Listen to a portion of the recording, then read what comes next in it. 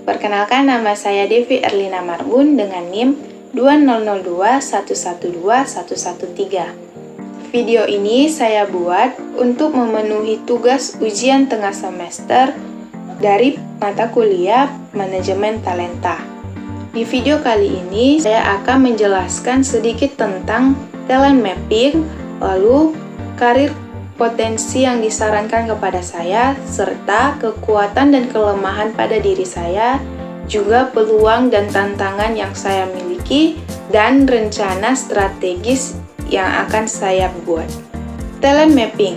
Talent mapping atau yang lebih sering dikenal dengan pemetaan bakat dapat diartikan sebagai tes asesmen yang digunakan untuk mengetahui bakat yang dimiliki oleh seseorang. Tujuan dilakukannya talent mapping ini untuk mengetahui bakat yang dimiliki yang berguna untuk menentukan bidang atau posisi pekerjaan yang sesuai bagi karyawan. Talent mapping penting dilakukan untuk melihat potensi yang dimiliki seseorang. Namun, tidak semua perusahaan menerapkan proses ini untuk melihat bakat yang dimiliki oleh karyawannya.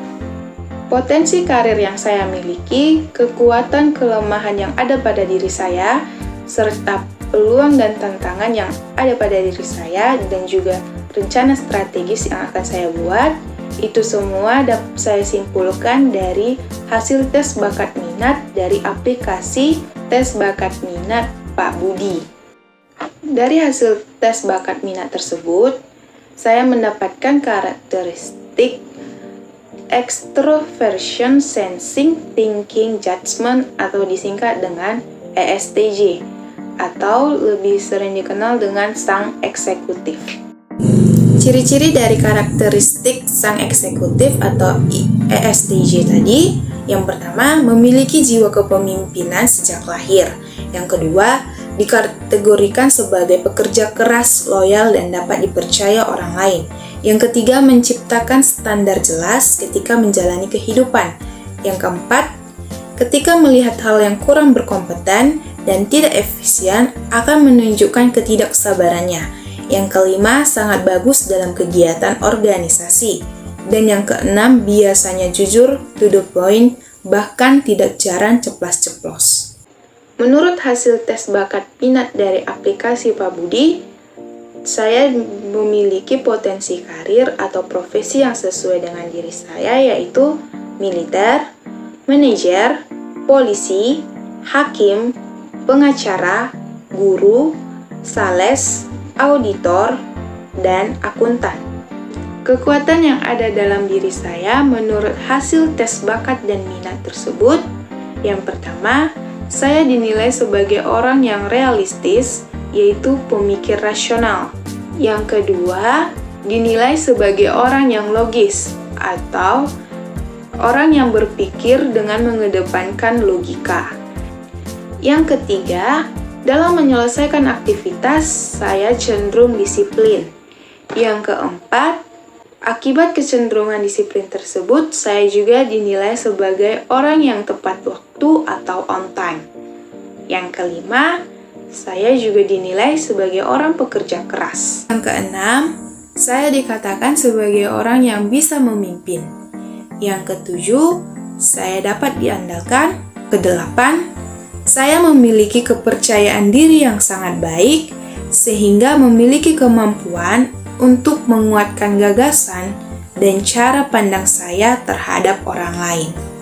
Selanjutnya, kelemahan yang ada dalam diri saya. Yang pertama, saya merupakan orang yang tidak pandai mengungkapkan perasaan. Dalam keseharian pun, saya memang bukan orang yang pandai untuk berkata-kata dan mampu untuk mengutarakan apa yang sedang saya rasakan terhadap orang lain. Yang kedua, saya memiliki jiwa keras kepala. Yang ketiga, seorang sang eksekutif yang menjunjung tinggi peraturan, maka salah satu kelemahannya yaitu menjadikannya bersifat kaku. Yang keempat, memiliki ketidaksabaran. Yang kelima, memiliki sifat suka memerintah. Selanjutnya yaitu peluang. Peluang merupakan sebuah kesempatan yang dimiliki seseorang untuk mencapai tujuannya. Peluang yang saya miliki dalam mencapai potensi karir yang telah disarankan, yaitu yang pertama, jurusan yang sesuai.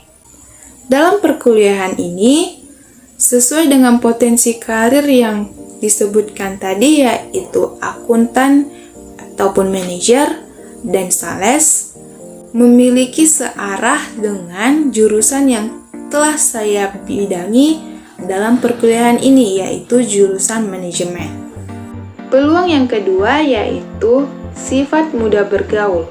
Sebagai seorang ekstrovert, tipe kepribadian yang dimiliki yaitu sangat mudah bergaul dan menikmati kebersamaan bersama orang lain. Seorang ekstrovert mampu meramaikan suasana, pandai melucu, dan senang menjadi pusat perhatian orang lain. Peluang ketiga yaitu mimpi yang telah saya impikan sebelum masuk perkuliahan. Jadi sebelum masuk perkuliahan, saya telah memimpikan diri saya atau bercita-cita menjadi seorang manajer dalam sebuah perusahaan di kemudian harinya. Dan saya berharap dengan kekuatan yang saya miliki serta jurusan yang telah saya bidangi ini dapat mencapai karir yang saya impikan. Tantangan yang saya miliki dalam mencapai potensi karir tersebut yaitu yang pertama, sifat terlalu terbuka. Saya merupakan seseorang yang mudah terbuka dengan orang lain. Padahal, belum tentu semua orang yang mendengarkan saya tersebut merupakan orang yang benar-benar bersimpati maupun berempati kepada saya. Yang kedua, ikut organisasi. Sebenarnya, dengan mengikuti organisasi, kemungkinan besar potensi yang ada dalam diri saya dapat berkembang dengan baik. Namun, karena aktivitas perkuliahan yang lumayan padat, saya menjadi orang yang tidak konsisten untuk bergabung dalam organisasi. Yang ketiga, sifat terlalu pemikir.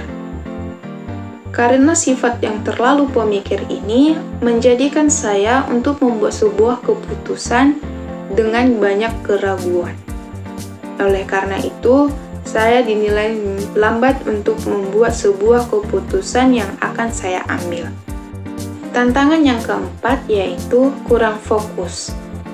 Dalam mengerjakan suatu aktivitas, apabila saya memiliki tugas atau pikiran yang berlebih, saya menjadi seorang yang kurang fokus atau fokusnya yang sering teralihkan. Rencana strategis yang akan saya buat untuk mencapai potensi karir tersebut, yang pertama, saya harus bisa lebih mengenal diri saya sendiri, baik dari segi kekuatan maupun kelemahan yang ada dalam diri saya. Yang kedua, fokus pada kekuatan yang telah saya miliki. Dengan kekuatan yang ada dalam diri saya bisa kembangkan menjadi bakat maupun talenta. Yang ketiga, mengurangi memaksa orang lain. Dengan kepribadian yang suka memerintah tersebut, saya akan berusaha untuk mengurangi untuk memaksakan apa yang saya perintahkan kepada orang lain. Yang keempat, mengurangi mengobrol dengan orang lain. Sifat naluri yang mudah bergaul serta mudah terbuka dengan orang lain mungkin menjadi hambatan saya di kedepannya dalam mencapai potensi karir tersebut. Tentu saya tidak ingin potensi karir saya terhambat. Oleh karena itu, saya akan berusaha untuk mengurangi mengobrol dengan orang lain. Baiklah, sekian yang dapat saya sampaikan mengenai talent mapping, serta potensi karir, kekuatan, kelemahan, juga peluang dan tantangan, serta rencana strategis yang saya buat. Apabila ada salah kata dan perbuatan, saya mohon maaf. Saya ucapkan terima kasih dan sampai jumpa.